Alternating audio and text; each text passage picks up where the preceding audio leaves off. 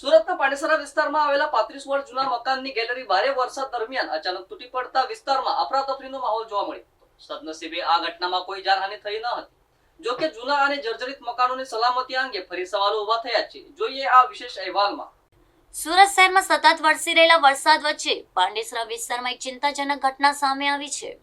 પાંડેસરાના મુક્તિનગર વિસ્તારમાં આવેલા આશરે 35 વર્ષ જૂના મકાન નંબર 58ની ગેલેરી અચાનક ધરાશાયી થઈ ગઈ હતી.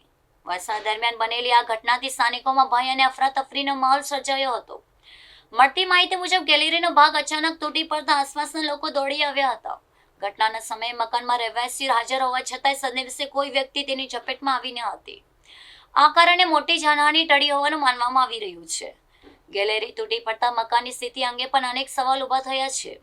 સ્થાનિકોના જણાવ્યા મુજબ મકાન ઘણું જૂનું હોવાથી તેની જર્જરિત હાલત અંગે અગાઉ પણ ચિંતા વ્યક્ત કરવામાં આવી હતી. ઘટનાની જાણ થતાં સંબંધિત તંત્રના અધિકારીઓ સ્થળ પર પહોંચ્યા હતા.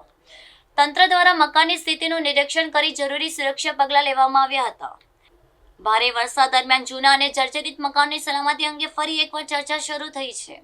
હાલ તંત્ર દ્વારા સમગ્ર મામલે તપાસ હાથ ધરી આગળની કાર્યવાહી કરવામાં આવી રહી છે.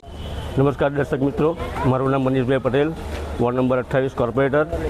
મારા વિસ્તારમાં આવેલી મુક્તિનગર સોસાયટીમાં એક જૂનું મકાન જર્જરિત હોવાથી આ મકાનની ગેલેરી સવારે તૂટી પડવાની જાણ મને થતાં આ વિસ્તારમાં હું તાત્કાલિક પહોંચી ગયો હતો.